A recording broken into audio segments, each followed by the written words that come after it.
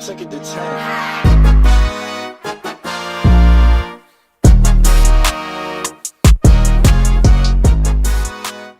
Hi there. If you're watching this, your student might be in my music technology class. My name is Megan O'Connor Vince, and this is my landing page. So today I just wanted to take you through some additional resources and contact information and maybe answer any questions that you might have regarding music tech. I also teach music history. The course is currently called From the Blues to Beyonce.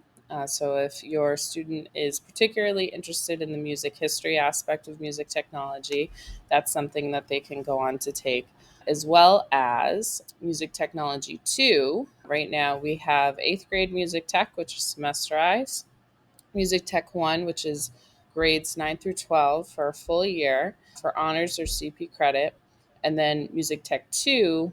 So, with that being said, this is a picture of me. I play the saxophone. That's my primary instrument. I went to University of Rhode Island for my undergrad, where I studied music education and saxophone. I also direct the jazz band after school here at Barnstable. I went to Columbia Teachers College for my master's degree. It's where I really established myself as someone who was very interested in hip hop and music production as a avenue for music education. The first link up here is Music First. This is the platform that Barnstable pays for each student's subscription. Music First is a learning management system that's attached to different software. We actually use Soundtrap, which I'll show you in a little bit. Soundtrap is great because you can use it anywhere on any device. So the kids that are working on something in class can continue to work on stuff at home. It doesn't have to be a software or computer based program. So this is just a generic link to Google Classroom. I also have an Instagram. So if you're interested in following me on Instagram, this is my teacher Instagram at Mrs. OCV. I just post stuff that I think is interesting in kind of the modern world of music and anything that as a teacher I might find interesting. I also post different opportunities there in terms of clubs or activities. So that way, students can kind of engage with that on social media as well as in the classroom. If you need to contact me for any reason, feel free. My email is listed here. My phone number and my extension is also here. This is my personal or professional website. I do conference sessions and workshops, especially using Music First. I've done some work with them. Sometimes they send me to conferences where I get to share what we're doing at Barnstable, which is really awesome. So if you're interested in my professional website or getting to know me more, a little bit more as a professional, you can check that out. This is more for the students, but again, if you're interested in kind of learning a little bit more about me and my musical tastes, I will try and update this throughout the school year, but these are just some albums that I had on current rotation during the summer. So many of you have probably received a text message via the app Talking Points. Talking Points is very similar to Remind. If you have never used Remind before or Talking Points, it's basically an app that I can use or you can use on the computer or your phone, or you can just receive text messages if you don't want to download the app. It's really great because it has a translation feature in it. For my students who are English language learners, this is a great way for me to communicate to home. So I can send a text in English and a family could receive it in Spanish or Portuguese or whatever language they're speaking at home. Text me back in that language, and then I receive that back in English. So again, it's very, very useful, and it's a great casual way for us to just keep conversation open. If you have not received a text message from me, or say only one guardian did and the other didn't, this is how you can subscribe. So you can click on whatever class that your student is in, the English, Portuguese, or Spanish directions in order to get yourself subscribed to Talking Points. If you're interested in checking out the syllabus or course expectations, basically it's just a general overview, kind of shows you a little bit more about the music history and music technology, I call them strands that we learn throughout music tech together. This is my SoundCloud profile, which I'll also show you shortly. This is an interview that I was actually interviewed by the creator of Music First, who happened to be one of my professors at Columbia. So if you're interested in getting to know a little bit more about the program here, you can take a listen to that. You can also explore my SoundCloud profile kind of a little bit further. Here I have a SoundCloud playlist of work, some of my students' work from Music Tech 2 last year. And I posted this because I want students to know what the possibilities are. I find that a lot of students in music kind of are looking for immediate results, and music is something that you can indefinitely go forward with. Predominantly, they use a software that we have here in the lab called Ableton, which is a producer level software. That is, again, something that Music Tech 2 students are kind of expected to learn about. With that being said, if students kind of graduate out of Soundtrap, if they show great proficiency in that and are looking for a little bit more of a challenge, that's something that I can definitely offer them as well. This is a fun YouTube video. It's kind of like my welcome back video. Last year during the pandemic, we were instructed to do a video that, introduced us and kind of got the kids excited for school. So I did a parody of Savage by Megan Thee Stallion and Beyonce. So this year I wanted to continue the tradition, and I did Industry Baby by Lil Nas X and Jack Harlow. So you can check that out if you want. As you can see by my shirt, I'm wearing Ice Cube. I also do a segment with students called Music T-shirt Friday, where I wear a fun t-shirt, music t-shirt, that hopefully inspires kids to kind of become more interested again in music and kind of being more analytical of what they listen to outside of my classroom. What we do is I take whoever I'm wearing, that artist, and I do a little segment on them on Fridays, usually kind of showing them some extra things outside of our curriculum that might get them excited or just be a good connection standpoint for us. And you can check that out on my Instagram as well. I usually try and document it. So now I'm going to click on this link here, Curriculum Night Slideshow, and I'm just going to show you a couple of things that kind of go in a little bit deeper. All right, so now we're on the Curriculum Night slideshow that's posted on my landing page. And again, just want to take you through a couple things here. So what is Music First? There's a little video here. You can check that out if you're interested. I do want to show you the Soundtrap video just because I think it is, again, something that we're very lucky to have, and extensively students can kind of continue to build off of their musical skills for this foreseeable future. Welcome to Soundtrap.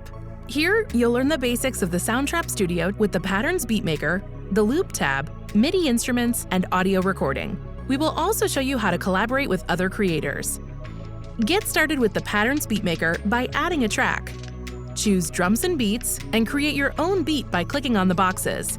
You can also add new drum sounds by adding new tracks to patterns. Here, you can change what type of drum you want to use for your beats. You can change the preset while you have the beat playing back to find the perfect sound. Soundtrap also has over 5,000 loops and sounds available for you to use. To start exploring, click on the Loop tab.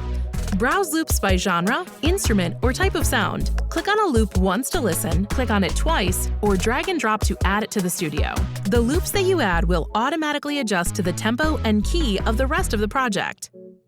In Soundtrap, you can collaborate with anyone, wherever you are, on any device. To start a collaboration, click on the Collaboration tab. Click on Invite to choose how you want to invite your collaborator. You can video chat to share your ideas, face-to-face. Make sure to check that the microphone you're using is selected in the video chat settings.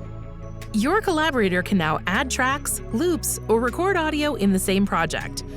You'll be able to see each other's changes once you've saved and synced. To add a MIDI instrument, click on Add Track and choose Piano and Keyboards. Here, you can choose to either play on your computer keyboard or plug in a USB keyboard.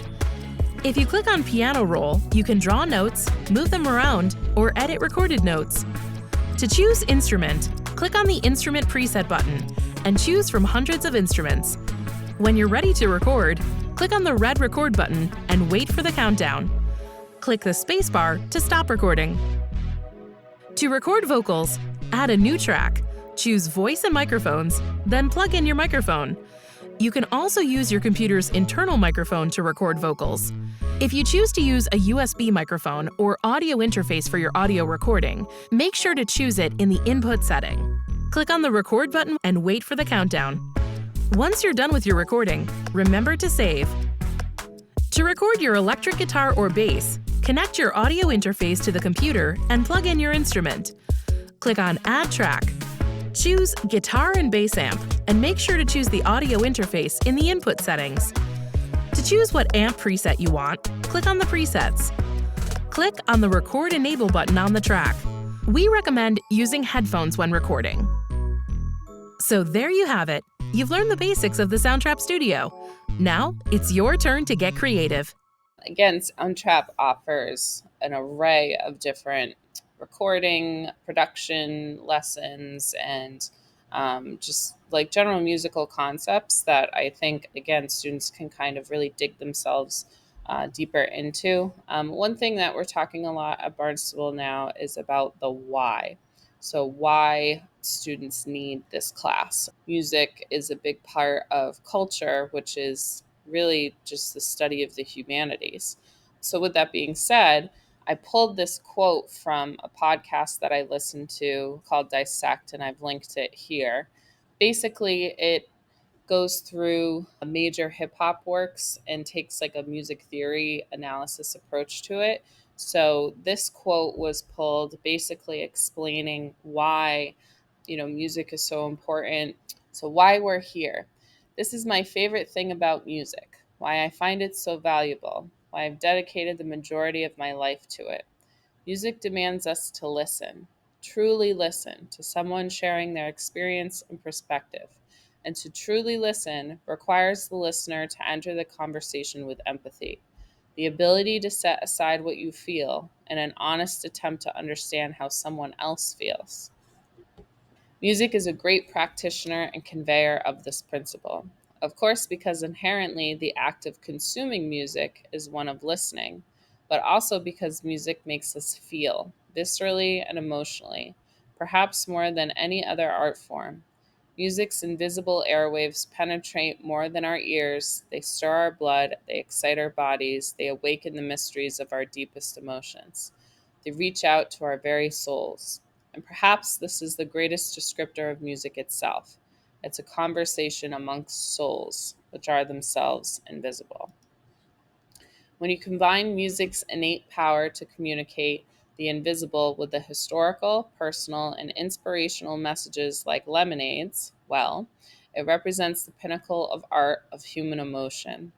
And when you combine this with true, concentrated, empathetic listening, that's when you understand the power of art to connect us, to transform us. Because to see and feel the world through the eyes of another will undoubtedly change how you move in the world. It will impact the decisions you make because you have a better understanding of how your decisions affect others.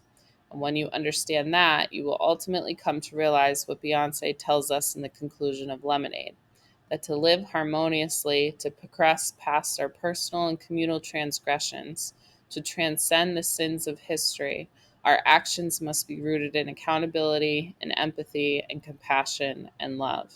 In other words, we must listen. And I just think that really that whole quote, I know it's long, really goes through the idea of how we can offer different connections to one another through empathetic conversations. And really, the thing that opens the door for a lot of those conversations is art and is music. So if you are interested in checking out that podcast, again, it's called Dissect. You can listen to it on whatever you listen to on podcasts, Apple Music, Spotify, whatever. The guy that does it, his name is Cole Kushner, and he's done seasons on Kendrick Lamar's To Pimp a Butterfly, Kanye West, My Beautiful Dark Twisted Fantasy, Frank Ocean's Blonde, Beyonce's Lemonade. He's done a number of different seasons, and they're fantastic. Even if you're not a musician, I think you can really appreciate a lot of his writing and a lot of his explanations for kind of the music theory behind it. The last slide here is, again, just kind of goals for the year. So, again, providing an outlet of expression for students and to listen to others' perspectives. And again, by looking at that quote, that kind of answers a lot of how we're going to do that. Again, like I said earlier, we also have a music history strand throughout our studies together. So with that, students are looking at different genres and they're looking at different cultures and different perspectives, for a lack of a better word. This is a great link here. It's very, very broad, but it basically kind of gives students an initial idea of how different genres are connected. So that is the slideshow. And again, it's linked under the landing page. So back on the landing page, I just want to show you again my SoundCloud account. All students will be creating their own SoundCloud account for my class. And I do this because I really feel that it gives students a little bit of ownership. As you know, SoundCloud is kind of like a music platform for social media. So kids can add each other. They can, be friends with each other. They have to add me. So I can see their portfolio basically. But unfortunately, once students leave my class, their Music First account is deleted. So I want them to be able to have an online portfolio of sorts. So here we are on my SoundCloud. And again, you can, if you literally just Google search SoundCloud and Mrs. O'Connor Vince, my profile should come up. This is a picture of our lab. This is actually a few years ago. I have a ton of different playlists here. Again, a lot of these are from last year with my Music Tech 2 students. I tried to give them as many performance opportunities as I could. And one of those things, obviously, is sharing on social media. So this is actually the playlist linked on my landing page. But you can see some students submitted music for the fashion show last year. Music Tech 2 is great because we really use the first half of the year as kind of reiterating different musical concepts and music theory. And then the second half of the year, students really just use the lab and class time as lab time.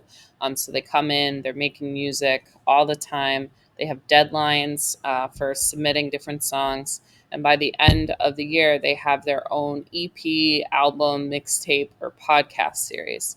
So you can see that I actually did a podcast series along with the kids. I interviewed all of the students, which was really awesome, which I plan to do with Music Tech 2 kids again this year. But again, you can just click around, play some different stuff. I also have different playlists for my Music Tech 1 and 8th grade music technology students. So if one of your students is in those classes, it's also for them as well. They can come on here and they can look at different examples of previous students' work, which is really important. Sometimes students really need to hear an example in order to understand the concept. My website and, again, my teacher Instagram are both linked here. So, again, if you want to check that out, and hopefully your student will be able to share their music with you once we start posting things on SoundCloud. The last thing here that I want to leave you with is at the bottom of my landing page, again, we have my video, my little Nas X parody. So I'll play you some of that just so you kind of get a little taste. It's fun. It's silly. I try not to take myself too seriously with the students. And again, just kind of gives them an opportunity to kind of know a little bit more about me.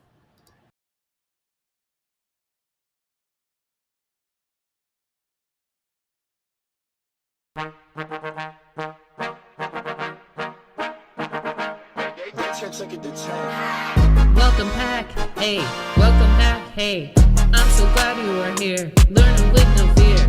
Big return, hey, here to learn, hey, here to learn, hey. And this one is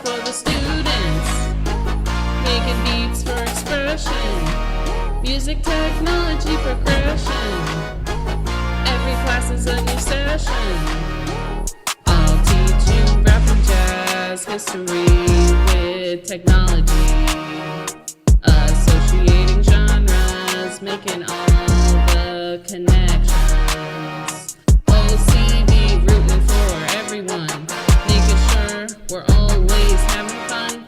Tech is always gas, pals in class, tell them that summer's over. Need to learn Hendrix, still waiting on Kendrick. Need to learn Soundtrap, Google Classroom now. Getting new skills, wow. I'm a cool teacher like Bill Nye, always reaching for the sky. Little Nas X beat, super fly, yeah. Oh, let's do it. Can't wait for you to submit.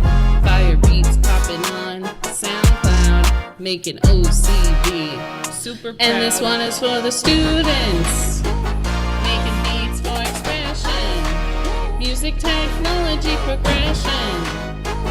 Every class is a new session. I'll teach you. So again, if you want to check that out, you can click on the link and watch that on your own time. And once you're done watching this awesome YouTube performance here, if you click on my profile, you can see that I have a ton of videos posted on my YouTube channel here.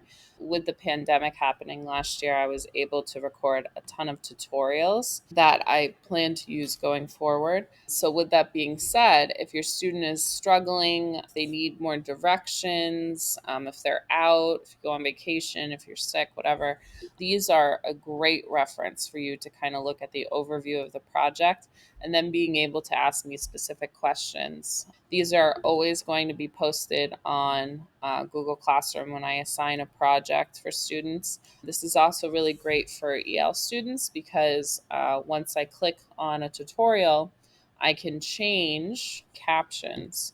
So for example, let's say I have this. When I click close captions here, right, I can change the settings and I can auto translate to whatever language I want. So let's say I want Spanish, right? And by clicking through here, I'm put it on mute so you can't hear it, so you can hear me.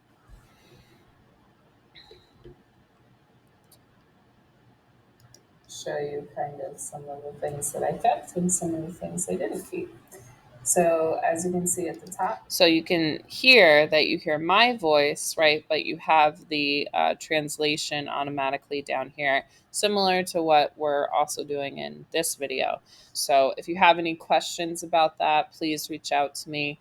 I'm, again, trying to make everyone's experience in my classes the best experience that I can.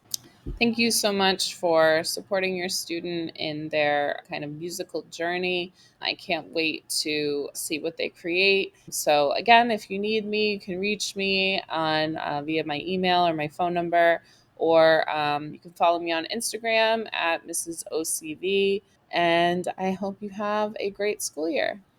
Talk to you soon.